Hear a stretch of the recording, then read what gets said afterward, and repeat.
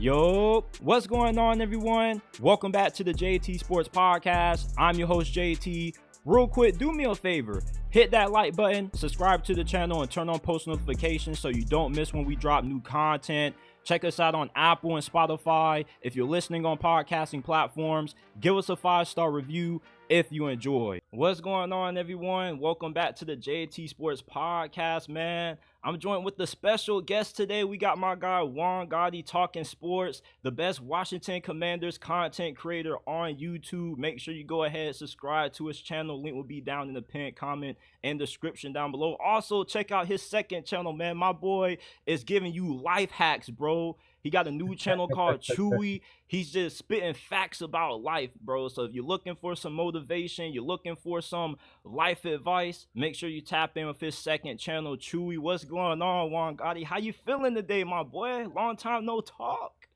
Yeah, man. What's going on, JT? I appreciate the kind words, man. And to say, whoo, the best Washington Commanders content creator, that's big words because we got some heavy hitters in our community. Shout out to everybody doing their thing. And yeah, man, you already said it, the second channel. Well, I kind of giving motivation, but also looking for people to give me motivation. It's kind of us together channel where we build each other up, and I want to have that build that platform too. So I appreciate that, man, and I'm excited here to talk about the NFL, the Washington Commanders. It's the dead period of the off season, so we got to come up with some fire topics, and it looks like we have a fire show planned out today for the viewers. So again, I appreciate you for having me on. Now let's talk about the hiring of Dan Quinn first, because when you guys first hired Dan Quinn, I was really skeptical about the decision. I was like, why are these boys hiring another defensive-minded coach when the last guy they hired in Ron Rivera didn't work out?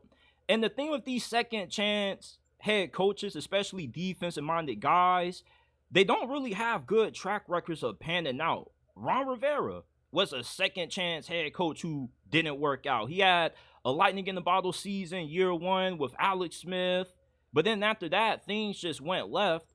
And you look at Dennis Allen with the New Orleans Saints, he's a second chance hire, and he doesn't really have a lot of confidence from Saints fans. And you hire Dan Quinn, you know, his defenses in Dallas were pretty good, but can he get the offense right? You know, can he make sure that Jayden Daniels reaches his potential? Because that's going to be the biggest factor in him succeeding. So how do you feel about Dan Quinn and his chances of being able to succeed with the Commanders as their new head coach? Yeah, man. I knew we were interested in Dan Quinn prior to us actually hiring him, but I was away at the time, so I didn't know if he was going to be the guy. I definitely agree with you. I thought we should have went offensive minded, considering the fact that our last head coach was defensive minded, and also we had the number 2 overall pick, and we were fishing for a quarterback. So I was like, man, what better pair than it to be with the new offensive minded head coach and young quarterback? But Josh Hurst decided to go defensive minded again, and it had to grow on me. I'm to the point where I'm not definitely in love with the hire, but I don't dislike the hire. I'm in the middle with it. I'm fine with the hire because, as you mentioned, Dan Quinn has coached some of the best defensive teams, from the Legion of Boom to the Atlanta Falcons defenses there, and also the Dallas Cowboys as the last couple of years. So defensively, I do feel like we're going to be really good. Offense is going to be the question. Is he going to be able to hire the right coaching staff and the right offensive personnel to get the best out of Jayden Daniels with hiring Cliff Kingsbury and other guys? We'll see. But I definitely agree with you. I definitely thought we were going to go in a different direction, but with the hiring of Dan Quinn, the energy that he's bringing, it just feels fresh and it feels new, and I'm excited about Dan Quinn. My biggest concern with him is that I know his defenses were really good in Dallas, but anytime the Cowboys last year went up against a team that had a good offense, like the Seattle Seahawks, or in the playoffs, we know when Jordan Love sent them packing early in the divisional round, I think it was. Yeah, it wasn't divisional round or the wild card. I forgot which round it was, but he sent them home early, and Jordan Love just absolutely destroyed that defense. So do you think that Dan Quinn's defenses are going to be able to be a lead in Washington, or do you think that there are a little bit of concerns there because he is a defensive minded coach, which means that you do expect the best part of this team to be the defense.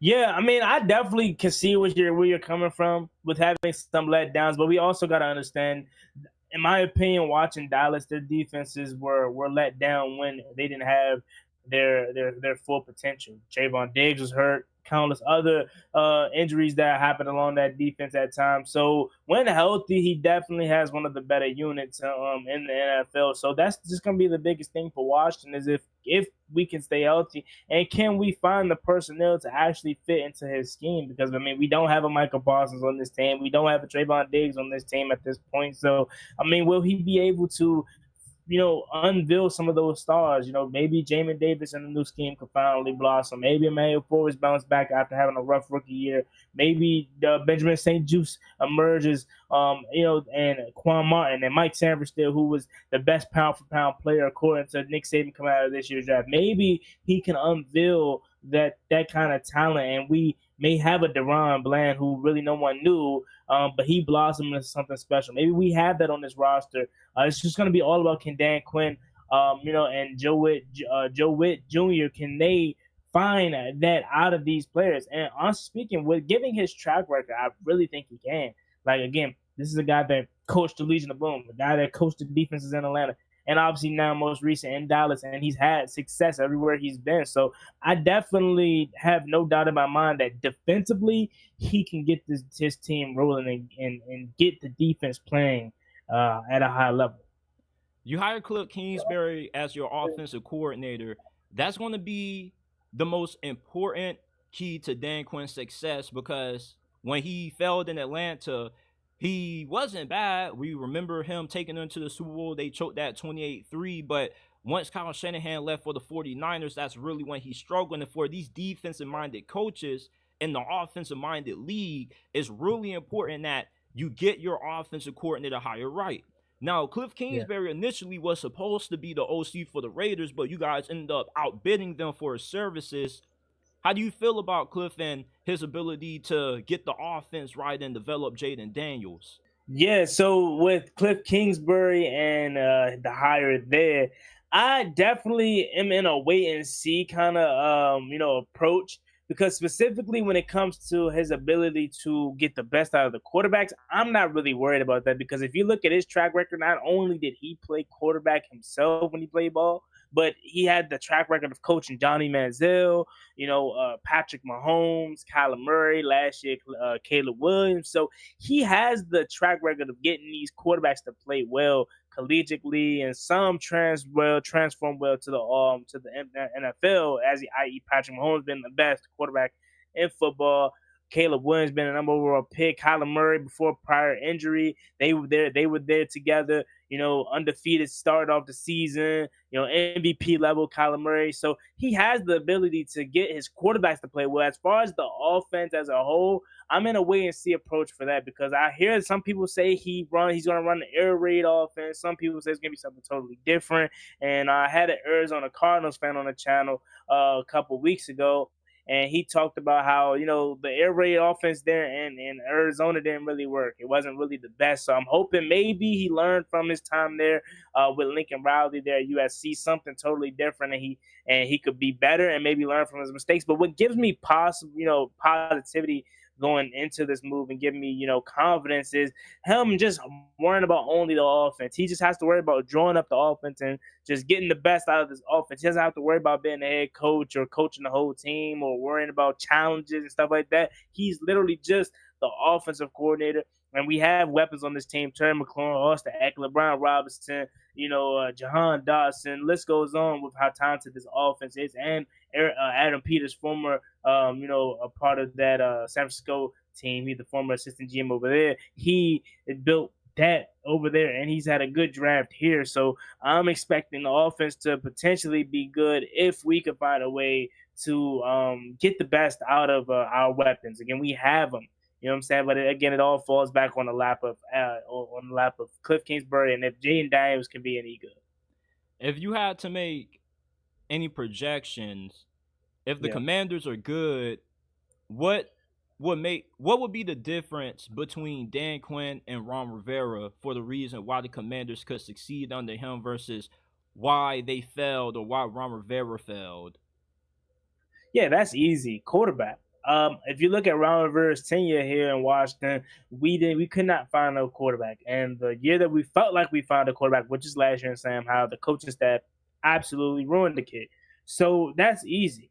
It's the quarterback position. You look at 2020, it was supposed to be Dwayne Haskins and stuff like that, but he didn't end up panning out the right way. May God rest his soul. Then it was Alex Smith. Then it was Kyle Allen. Like, it was just crazy there in 2020. Then 2021, it was Taylor Heineke and Ryan Fitzpatrick going down. So Heineke had to come in. And then 2022, it was Carson Wentz was an absolute debacle. He got hurt. Taylor Heineke had to come back in again. And then, like I said, last year with 2023, felt like we finally had somebody in Sam Howell, and the coaching staff just ruined him. Eric Bieniemy was absolutely trash here. So it would just be quarterback. Jayden Daniels, number 2 overall pick, former Heisman Trophy winner. So it would literally just be that for you, bro. I ain't even gonna lie to you. Nothing hardcore complex about the difference of being successful and failure between Ron Rivera and Dan Quinn. If Dan Quinn can hit on the quarterback, he's already more successful than Ron Rivera ever was here in Washington. Speaking of quarterback, what are your realistic expectations for Jayden Daniels for his rookie season? Yeah, man. Again, I hear a lot of people. They talk about us potentially having a Houston Texans kind of leap, bursting onto the scene. CJ Stroud is absolutely outstanding. Jayden Daniels himself he says he wants to outdo what CJ Stroud did last year. And I'm not here to tell him not to or he can't, because I definitely believe he has the potential to be really good. However, I don't want that to be my expectation for him. Honestly speaking, bro, if he just shows us why we selected him at 2, and he can be he's the franchise guy moving forward, I could care less how this season turns out. Now, obviously, I want us to win. I want us to have a Houston Texans kind of season where we just burst on the scene. We don't need to rebuild. But in my opinion, I don't want to have that expectations. I want to be more realistic. So I believe Washington's gonna be around that 7-8 win window. But if Jayden Daniels absolutely tears it up, then we could win 10 games, maybe a playoff game. So I'm gonna be realistic and say about 3,500 passing yards, about 21 touchdowns, and maybe that's good enough for offensive rookie of the year for sure. I think he's gonna be in that conversation. For me, I really believe Jayden Daniels is going to struggle his first season. The offensive line has been a big concern for you Commanders fans. Now, you guys did go in free agency and bring a couple of guys in, but offensive tackle still has some concerns. There's still some worries on that unit. Jayden Daniels, I don't think he'll be completely terrible.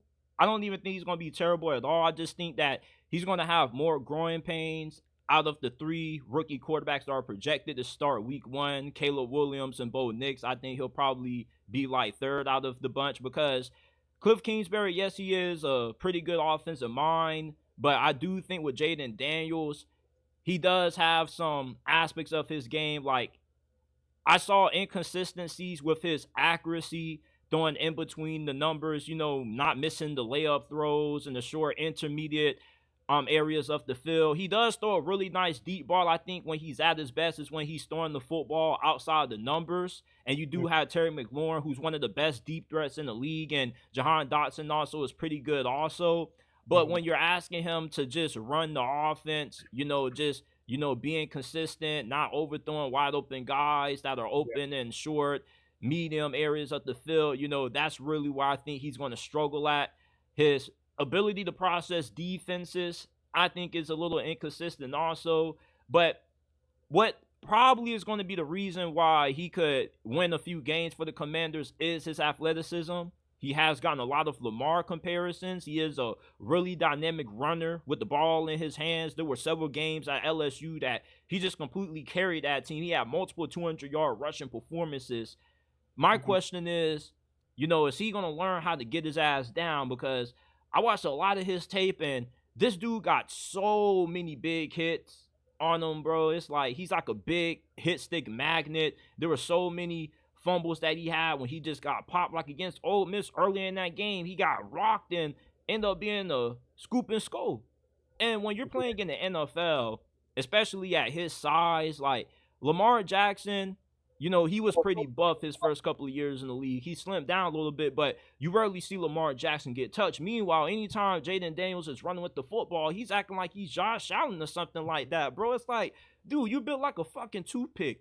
Run this football and get down so you can live the fight for another play, bro. Don't be trying to be a little bit extra. You feel me? Like, I'm not a Jayden Daniels doubter, but I feel his rookie season could be a lot like what we've seen out of Justin Fields in Chicago the last 2 years. So my expectations for him, I probably see him throwing for around 3,200 yards. He probably has like 16 passing touchdowns to like maybe 10 or 11 interceptions, and he has 800, 900 rushing yards on the ground because this dude is a dynamic athlete. It's just he has a herky-jerky running style. You know, he runs upright. It just seems it's just I just have some concerns about him year one with the Commanders.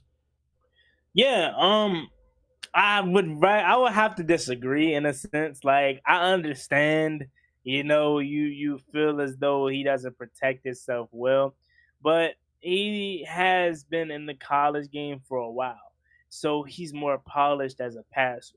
They want him to be a passer. Like they don't want him to come in here and just utilize his legs as his main source. That is an additional talent that he has. The deep ball he throws is absolutely amazing. He's coming off of a Heisman season, and he has weapons around him in Terry McLaurin, Jahan Dawson, as you named it.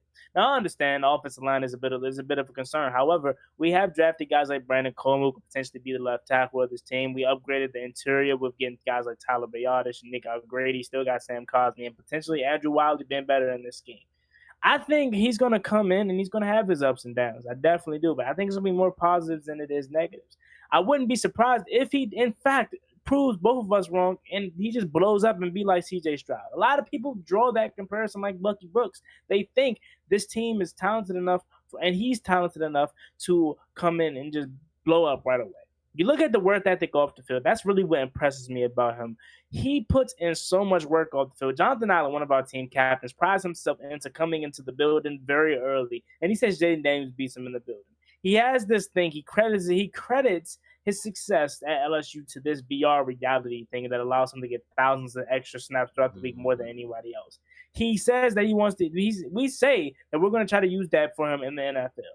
So I think he's gonna have a really solid season. Again, he very well, and I'm tend to believe that he can blow my expectations out the water if used correctly. However, I am going to go into it level-headed.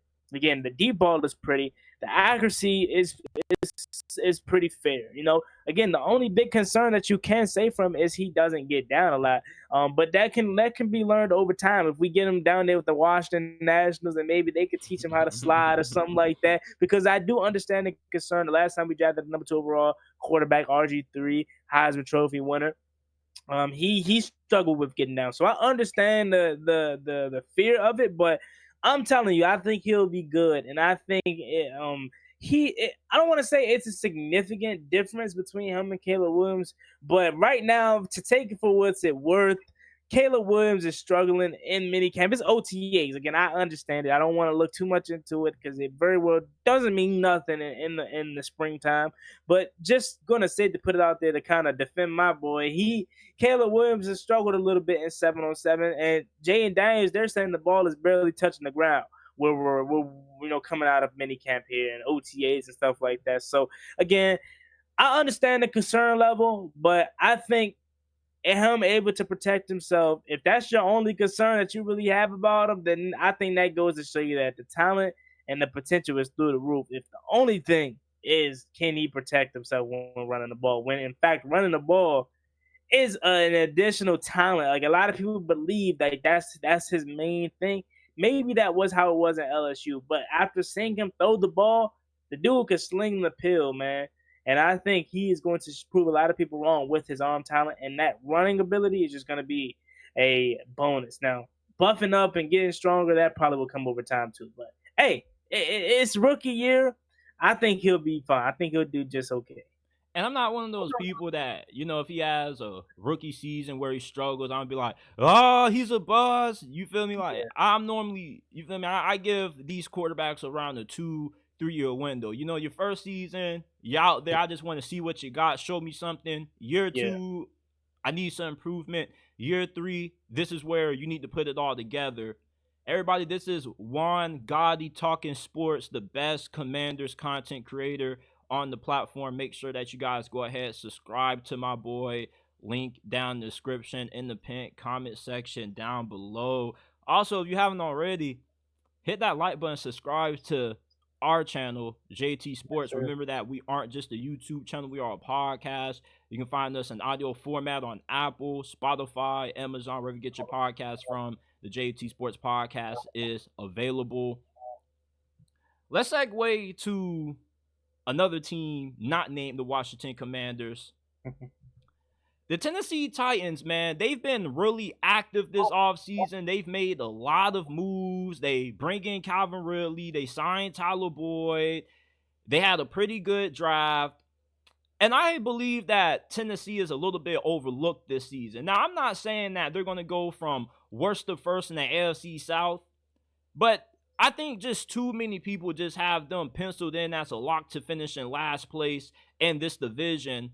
I definitely could see them possibly finishing anywhere from second to ahead of the Jaguars in a sense. Now, I'm not saying this is a guarantee, but I do expect them to be really competitive this year. How are you feeling about Tennessee?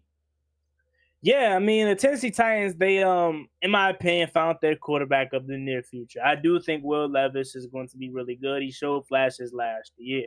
They go in the offseason and get guys like Calvin Ridley, Tony Pollard. They bring back Nick Westbrook, Keena, getting Sebastian Joseph Day, and getting the guys like Lloyd Cushenberry to load up that interior offensive line, and with a new coaching staff. With Coach Callahan, I definitely think they will be better offensively.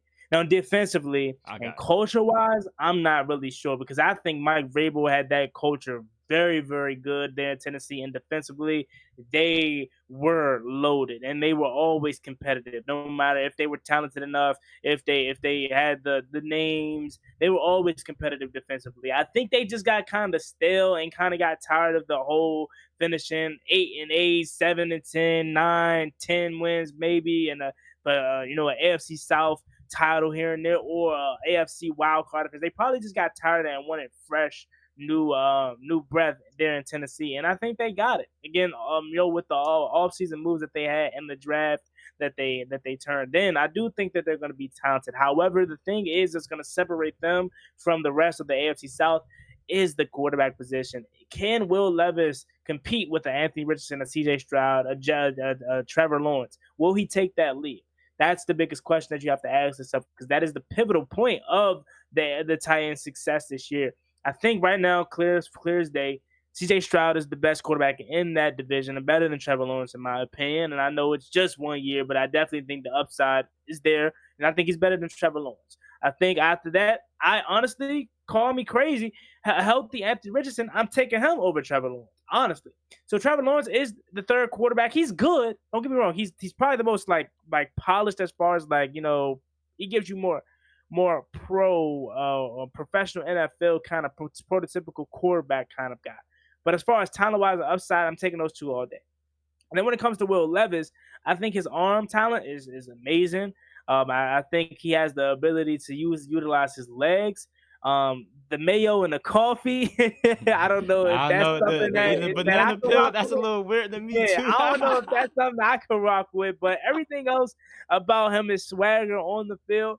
I definitely think Tennessee could be a sleeper team. You know what I'm saying? I definitely think that they have made some moves that could surprise a lot of people. I believe they still got my boy Chig, a Newsium from Maryland too, who's a really solid tight end. He needs more opportunity. If they can give him the pill, they'll be really good. So I think they'll be solid. It's all about, can that quarterback arrive, and if he can arrive, then they'll definitely be in the conversation with the Texans and the coach. But right now, I would have them. I would have them at the fourth spot, because I think Houston is better than them. I think the Colts is the second best team in that division. If Anthony Richardson is healthy, they're going to be the team that are going to surprise a lot of people. Then I think it comes Jacksonville. Then I think it is Tennessee. But again, it very well could be a case where if they not necessarily go from fourth to first, they could be competing for a wild card spot come late November, December into early January. And the reason why I feel they're being overlooked is because I can see them being in fourth place. I'm not saying that they won't be in fourth place, but I think they got a way better chance of actually competing and being competitive in this division than what people are giving them credit for. Brian Callahan, their new head coach, he was the offensive coordinator the last couple of years down in Cincinnati. This is going to be his first time ever calling plays. So, anytime you got the first time play caller, especially being the head coach, there's going to be some questions there, but we seen Mike McDaniel look pretty good with his time in Miami so far. He never called plays before when he was on the 49ers staff. Will Levis, there's still a lot of uncertainty about him because I know we all remember his debut against the Falcons. He torched them for 4 touchdowns, no picks. But after that, there were a lot of so-so performances. His game against the Dolphins when they upset them Thursday night was pretty good. And hopefully with him being around the offensive-minded coach, getting away from a defensive-first philosophy, and Mike Vrabel will help him make that big jump his second season, because I'm not going to act like he didn't exceed my expectations, because I didn't think the dude was going to be that good at all. When he fell out of the first round, I wasn't really surprised. But for him to have the success that he did on the staff that really didn't know what they were doing on offense does impress me. And their offensive line on the left side is starting to come along. You get J.C. Latham. That dude is built like a damn monster truck. I like their offense. The weapons definitely are there. Yeah, they're a lot older than what you would like. But like you said, you got Chig at tight end. You got a really good group of wide receivers. Running back is where I have issues. Tony Pollard is not a bell cow, and he hasn't been the same since that injury. You also do have Tajay Spears, who look pretty good, being the spell back to Derrick Henry. I just don't know about their run game this year. And defensively, they got a lot that they have to prove. They get Leonard Wilson, who was on the Ravens staff as their DBs coach. The Ravens normally do pretty good when it comes to hiring the right guys on their coaching staff. So normally if you can hire a guy from Baltimore, you're in pretty good hands, but we'll see. I don't know about their linebacker unit. Kenneth Murray, I don't know if you remember him. He was a former first-round pick out of Oklahoma years back. He's a really big bust in my opinion. Having him out there is definitely a liability. I got more concerns about the defense than I definitely do the offense. I think Will Levis, if he ends up not being good, I don't just see him being one of the worst quarterbacks in the game. I think he'll probably be like a top 20, top 24-ish QB. And I could see him having a similar career to Jake Cutler in a sense. He can be really bipolar at times. But overall, I do feel like, the Titans do have a way better chance of being able to be competitive in this division than what most people expect them to be, though. Yeah, and I do want to say losing Aziz Alshire definitely could hurt them big time. I know stat wise he probably wasn't the best last year, but for the last couple of years there in Tennessee, he was kind of that rock. He was really good for them last year. I mean, Kenneth Murray, he was with the Chargers. You know what I'm saying? And he was pretty solid. But I would have liked for them, and I think what hurt it more for me is seeing him go to Houston, which is a rival, right? So he is going to be a big loss for them. However, getting guys like Chidobe Awuzie, I think he could be really solid for them. And also, like you mentioned earlier, that offensive line is pretty solid. And so, I think we share the same kind of concern. Like defensively, we think they'll be okay. I'm not really sure with Mike Vrabel leaving if it's going to be what it was there. But I think Houston, Tennessee, although it will be close in the AFC South, but I definitely do have them finishing. As a Steelers fan, man, I really don't like what we have at quarterback this year, bro. It's kind of like you're damned if you do and you're damned if you don't, depending on who you start. There are a lot of Steelers fans that I do believe are living in the past of the glory days of Russell Wilson. People, for some reason, seem to think that the Russell Wilson that the Steelers are getting is the Seattle version that we saw in his prime. I don't think that at all. I think he's washed. I don't think Russ is cooking anymore. And at this point, I feel he just needs to go ahead, hang it up, and be a family man. Enjoy that beautiful wife that you got in Sierra. Spend more time with the kids. It's just done for us.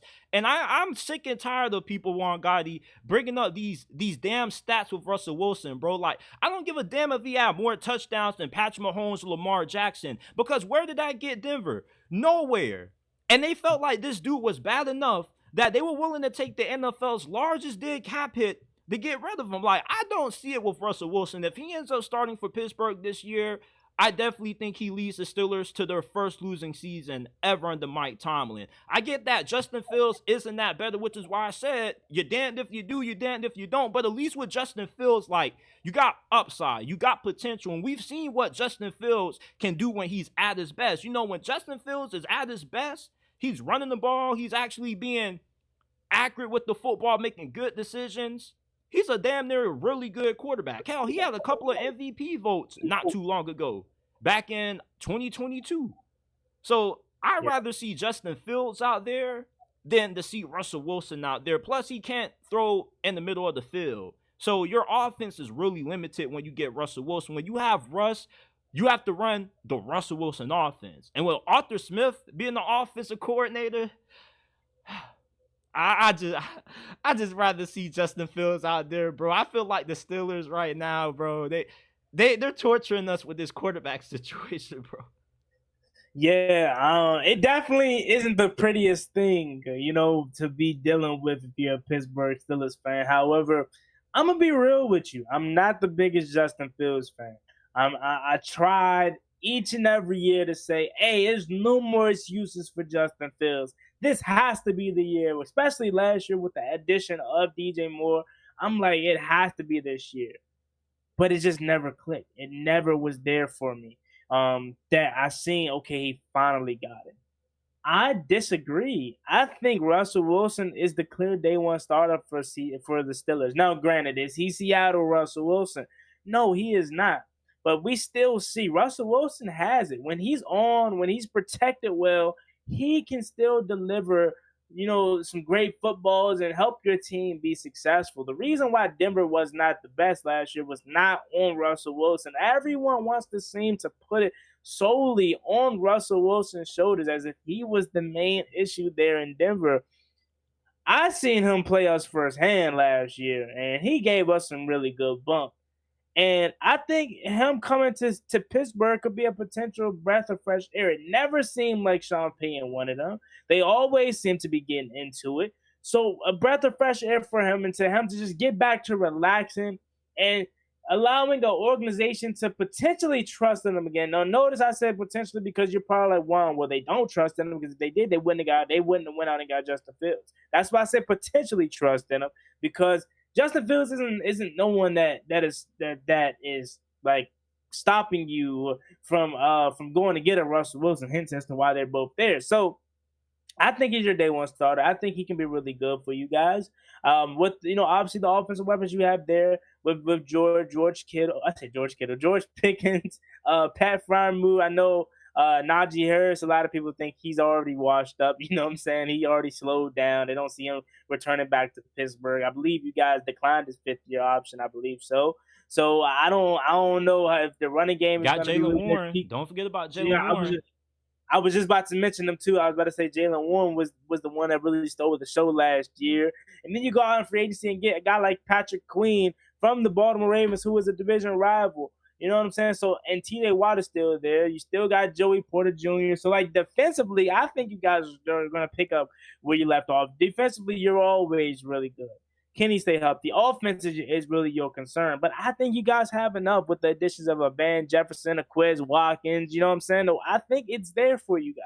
Arthur Smith is an offensive mind. Again, I'm not really sure how he's going to do. Maybe he'll be better. Maybe he'll revert back to before he got the job there in Atlanta as the head coach. Because last time he was an offensive coordinator, he was solid. You know what I'm saying? He wasn't necessarily like the best. I believe he was in Tennessee prior to his arrival there in Atlanta. And Tennessee's offenses weren't like explosive, when it comes to points. They kind of just rode Derrick Henry. Now, you don't have a Derrick Henry in your backfield, but Najee Harris is kind of that build. So maybe that's the kind of offense you could see you guys running. And this is going to be the biggest key to your success this year. Russell Wilson is clearly out of his prime. He's not Russ where you can just ride his shoulders anymore. He's going to need a running game. So with the split curries between T.J. Warren or Jalen Warren, sorry, and Najee Harris, that is definitely going to be the key to you guys' success. And I think that's the kind of offense that you're going to run with Arthur Smith, running the ball heavy, getting Pat Freiermuth involved a lot. Hopefully, George Pickens can get the ball because we know how dominant he is with the ball in his hands. JT, I have to disagree with you, man. I'm more optimistic about your team than you are. I think you guys are going to be fine with Russell Wilson, and I think if you guys start him, that is the smart thing you can do. I don't think starting Justin Fields is smart because he's going into year 5, I want to say, and he still hasn't got it. Like to me, it still hasn't clicked. Last year was supposed to be the year that finally it happened, and again, maybe change the scenery similar to with Russell Wilson, it could happen for him, but I just don't see it. I don't see it. I think Russell Wilson gives you guys the best chance to be successful this year and to compete in the AFC North that, is kind of heavy, with Joe Burrow being back heavy. We know how good they can be. The Ravens obviously going to be really good. The Browns, if Deshaun Watson can stay healthy, they could be okay, but Nick Chubb is really their offensive. Maybe he'll be healthy. Hopefully he can turn back to his old self, but I think there's room for you guys to be successful because you always find a way to beat the Ravens, no matter if you're healthy or not. You could, I think you can compete with Cincinnati. Like I'm telling you, man, if Russell Wilson just play clean, solid football, rely heavily on the run game, chew up the clock, keep the ball out of the hands of keep the ball out of the hands of the opposing team's offense. And even you don't even have to play keep away. And I'm sorry if I'm rambling, but like your defense is always good. So honestly, you don't even have to play keep away. So not to continue to ramble on because I can talk hours and hours about this, but I think Russell Wilson's going to be fine for you guys. I think that's the actual right move, and I think starting him is going to allow Pittsburgh to be competitive in the AFC North. I think you guys are going to be good, JT. Honestly, I just can't seal Russell Wilson. It's like if you can't make it work with Sean Payton, who we got to remember, this was the same dude. His final season in New Orleans was 5-1 with Jameis Winston. He was the only head coach who was ever able to have Jameis Winston playing efficient football. He had a 14-2 touchdown interception ratio. Then he went down with that injury, and it was pretty much wraps. But he was still able to carve up a 9-win season with randoms at quarterback. So if you can't make it work with Sean Payton, I doubt you're going to be able to make it work with Arthur Smith. And Arthur Smith, I don't think he's a bad offensive mind. My concern with him is the tendency that he has to underutilize his best players and prioritize other players who aren't really pivotal factors in the offense. With Justin Fields, although he may not be as good as a passer as what Russell Wilson is still limited because he can't see in the middle of the field, and he's only limited to throwing outside the numbers. Justin Fields has shown the ability to be a solid passer. You feel me? It's not like the dude can't throw at all. There's been some games where he's been really wonky as a passer, but for the most part, like he's an average passer. What makes me go with Justin Fields as QB1 is that this offense can be super explosive in the run game with him at the helm at QB. You got him in the same backfield with a Najee or a Jaylen Warren. Russell Wilson doesn't have the kind of athleticism that Justin Fields have. So with having Justin Fields at quarterback, you immediately guarantee that you're going to have no worse than a top 10 rushing attack in the league, which is going to be very big when you're a defensive-oriented football team. You can be able to play ball control, take a lot of time off the clock. And Arthur Smith I don't think he did a terrible job with Desmond Ridder. The problem with Desmond Ridder was once you got into the red zone, he was a turnover machine.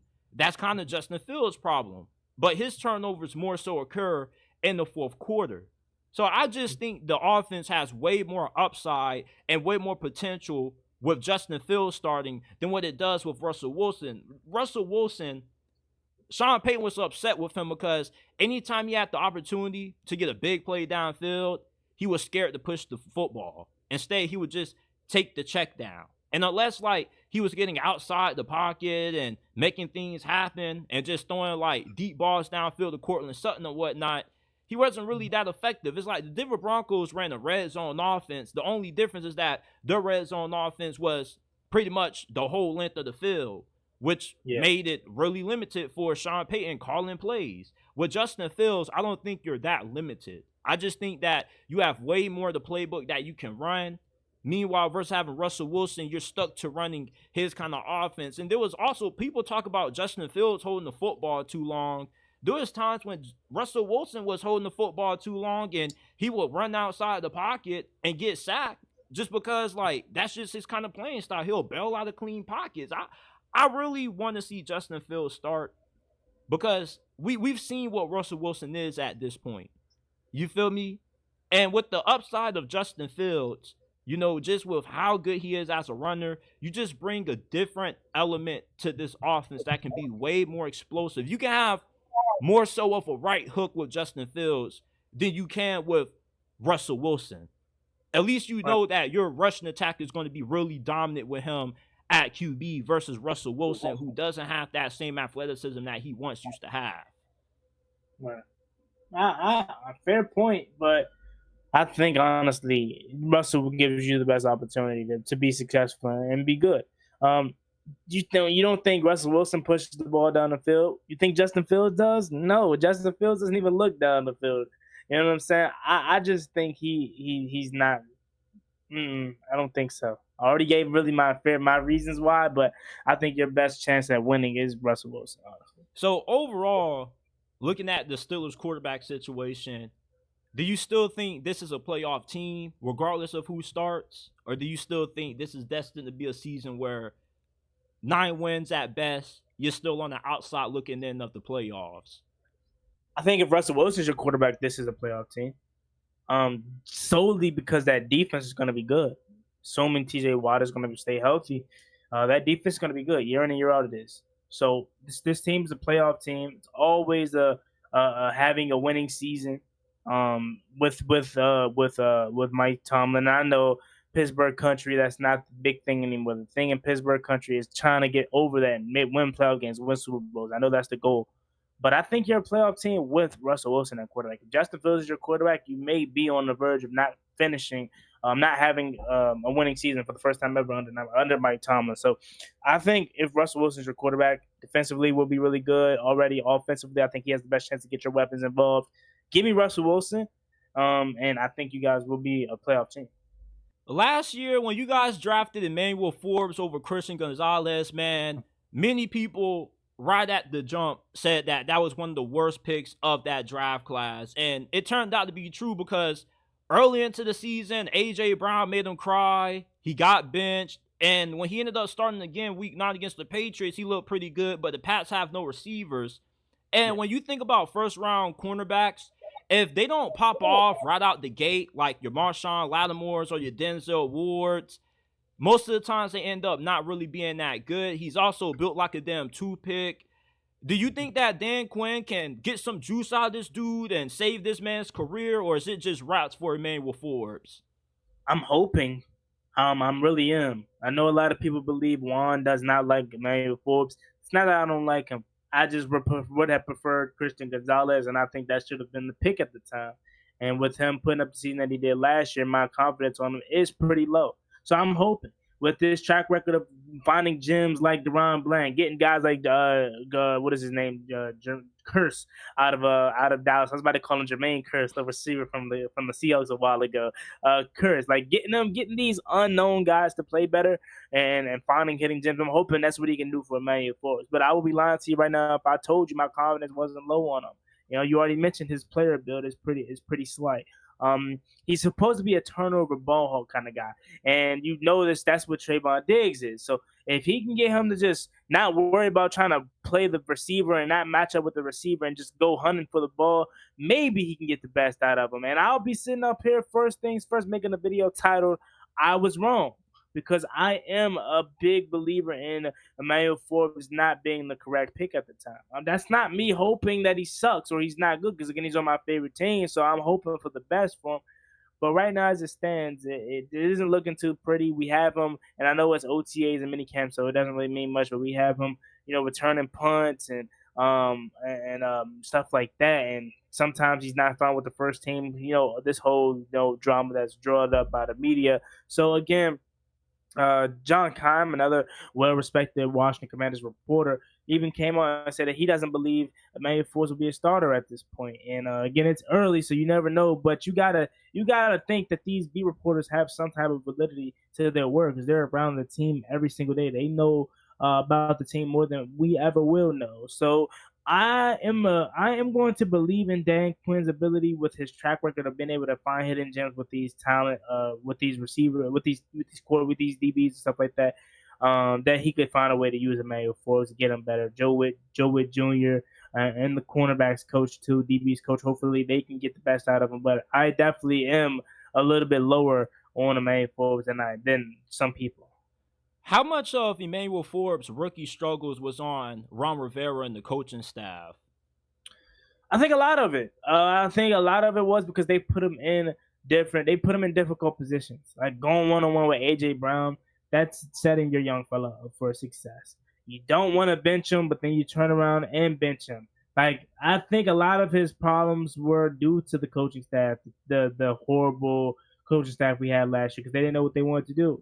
You know what I'm saying? So again, that's why I'm like maybe with Dan Quinn it could pan out and they could get the best out of him because the coaching staff last year didn't know what they wanted to do with him. They didn't know if he should stay in the game, if he should go out. And then he did get hurt last year too. So it was a rough rookie year for the young fella. But hopefully he can turn it around and under the coaching be better.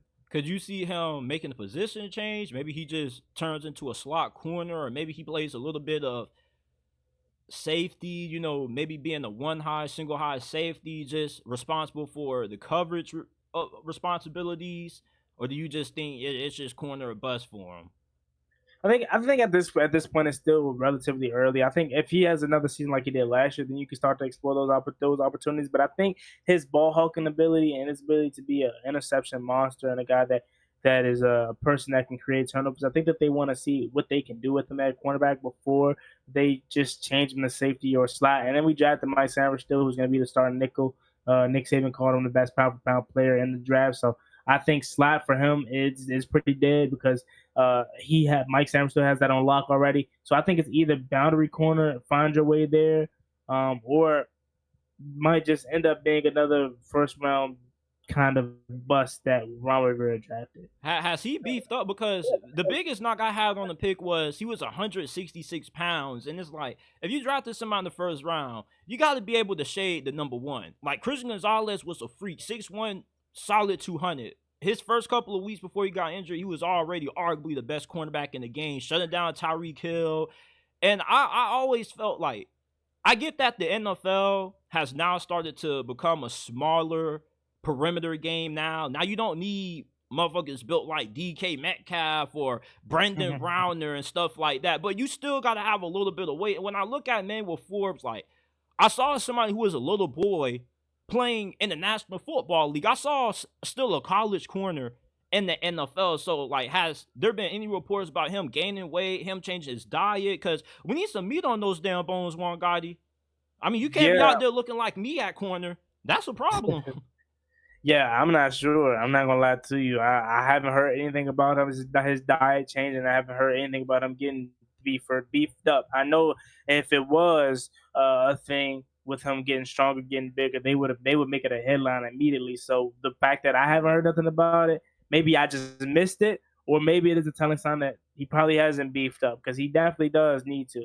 I wouldn't be surprised if he did give it the nutritionist though, and help him get more weight on him because again he does need it.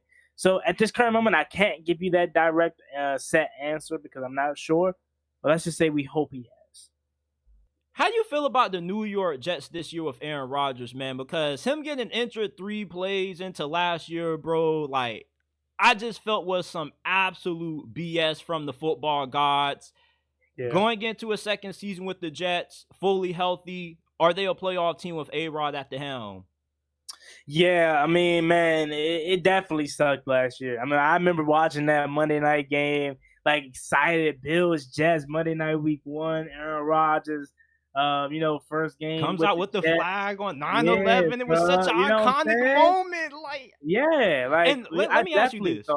I'm going to cut you off, but like, when Aaron Rodgers first got traded to the Jets and he was getting hyped up throughout training camp and the Hard Knocks, I just had this weird intuition that This just feels too good to be true, man. And then he gets injured 3 plays in, like, Yeah, it definitely sucks. You know what I'm saying? Because if he stays healthy, that defense was really good last year. So if he stays healthy, I have no doubt in my mind that that's a playoff team. And you turned out to see how the Bills ended up looking last year. The Dolphins ended up looking last year. The Jets definitely would have been a playoff team. So I think if staying healthy, they are for sure a playoff team. They went out and they added, Tyron Smith. I understand he is injury prone, but when healthy, he's pretty solid. Mike Williams finally got a receiver too, alongside Garrett Wilson, that big body receiver that they so desperately needed there in New York. So I think if he can stay healthy too, he could be really good because he doesn't drop anything. Javon Kinlaw as another guy that potentially could be a rotational guy for them that could come in and take some snaps away. Solomon Thomas is another one that they are bringing back on a 1-year deal. So they have some pieces around that defense that to keep those guys going. It's really just about the health. Brees Hall, one of the best running backs, if not the best running back in football, still holding on, still doing his thing. So yeah, man, the Jets, if healthy, is for sure a playoff team. I don't even need to talk too much longer about that. I feel like that's kind of just obvious. Like Robert Saleh, that culture he's had there, and that he's built in New York is amazing. And it's just unfortunate that the Jets just are so unlucky as an organization. Like they just continue to just somehow, even with getting Aaron Rodgers, just somehow to still be unlucky. So hopefully this is the first year where that starts to change, because I think if it can, they will be really good. And I'll admit it and I'll say it. I want to see the Jets in the postseason. Like MetLife lit up in all green on a primetime game. That would be tough. So football guys, if you're listening, please keep the Jets healthy. and the thing with the Jets that makes them such a polarizing team to talk about is because it's so Aaron Rodgers centric. You feel me? Everybody they went out and got last year was mainly because Aaron Rodgers one of them, including getting Nathaniel Hackett, who's the worst offensive coordinator in the league. And pretty much, Aaron Rodgers is carrying this dude. He's pretty much carrying this team. And he came out and said a few days ago that, if he doesn't perform, it's raps for everybody. Everybody's going to get fired. He's probably going to have to hang it up.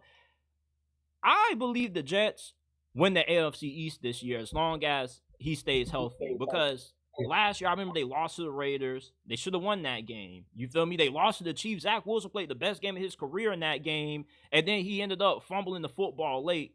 And Kansas City ended up still in the game away. So there definitely was about 3 or 4 games that the New York Jets lost just solely not having Aaron Rodgers impacted. Aaron Rodgers, where do you rank him among quarterbacks in the National Football League? Is he a top 5, top 10 QB? I think right now it would be top 10.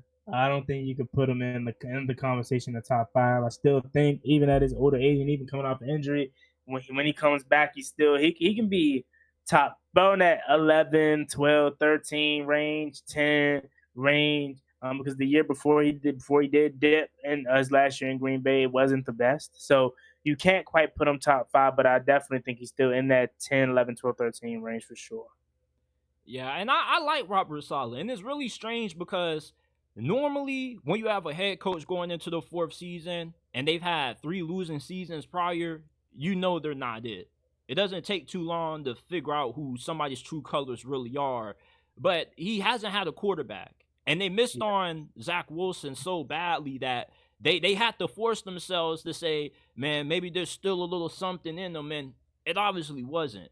And with having Aaron Rodgers there just is a different confidence in that building. You feel me? Yeah. Like before you went injured, everybody was like, man, we got 12. And even when they won that game against Buffalo, some way, somehow, the coaching staff still didn't sleep that night. Juan Gotti, like nobody slept that night because they knew the season was wrapped, not having him there. So how many games do you see them winning? Because I think they are a 11-win team. I don't think the AFC East is going to be good. I think the Dolphins are destined for a decline. I think the Buffalo Bills, like they'll still be around the 10-win team, but they lose a lot on defense, and I don't know how good they're going to be offensively, losing Stephon Diggs. You got Keon Coleman. You still got Josh Allen there, but I just think this is one of those seasons where we definitely see the Jets end up going from, where they were last year, worst team in the division, to the top team in the division, arguably. Well,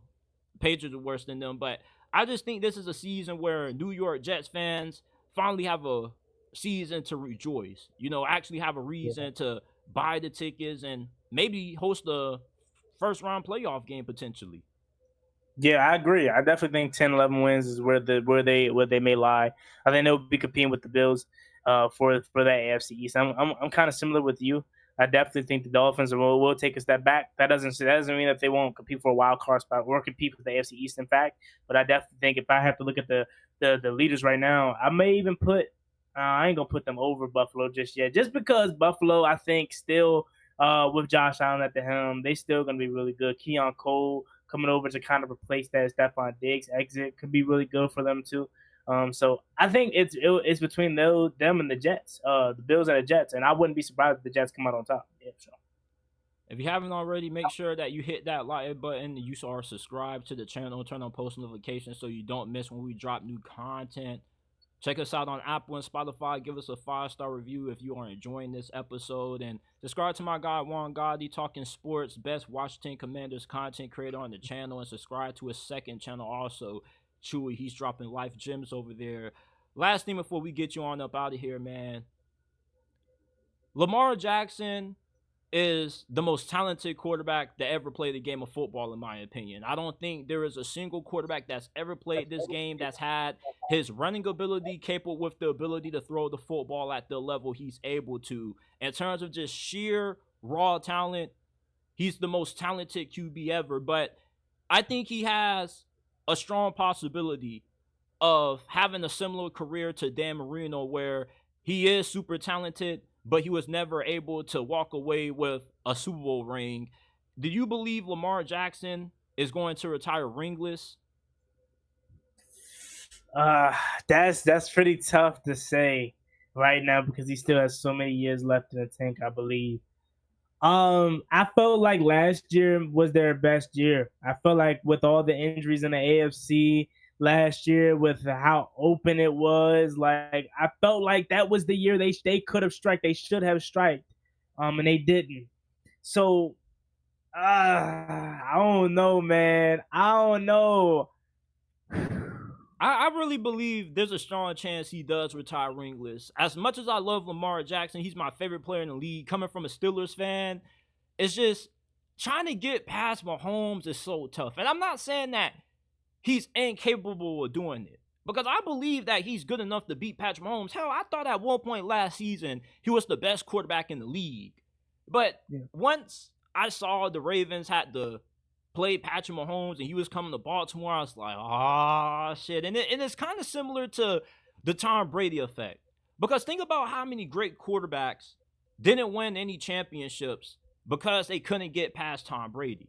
And with Lamar Jackson, for me, like, it's a mental thing. Like, I don't know if you remember when he threw his helmet after that interception that he threw in the double coverage, but once he threw that helmet, it was raps. I think with Lamar, it's not about talent. It's just from a mental aspect. Because when you're playing against Patrick Mahomes, you got to show up in the fourth quarter. And just mentally, I wonder if Lamar Jackson just has it up there to lock in and be able to just outplay Mahomes with the game on the line when it matters the most. Because think about when Yeah. Mahomes has lost in the playoffs. He's been Right. outplayed in the fourth quarter. So do you think Lamar Jackson is capable of being able to have a fourth quarter where he can just lock in and just ball out and get it done? Yeah, man. Again, like you just mentioned, that's tough.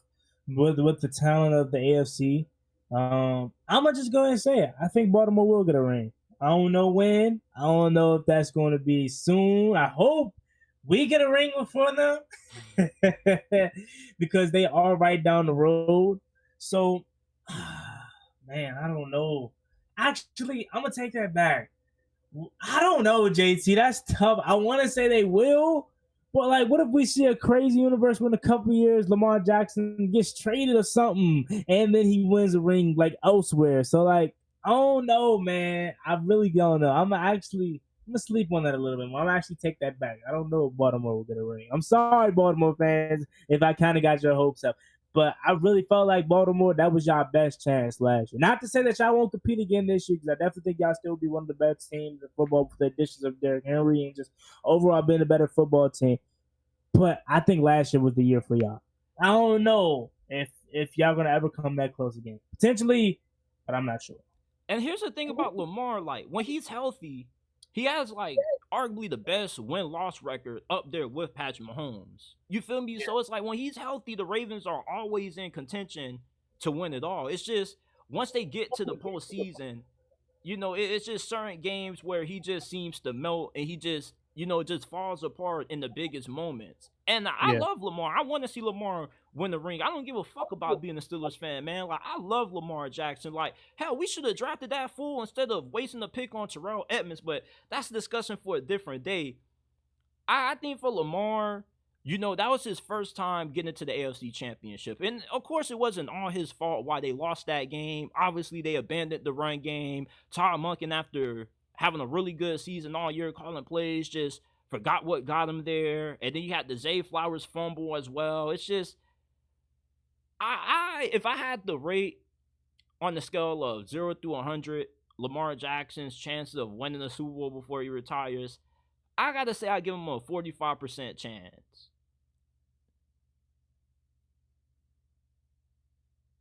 I'm gonna go ahead and probably say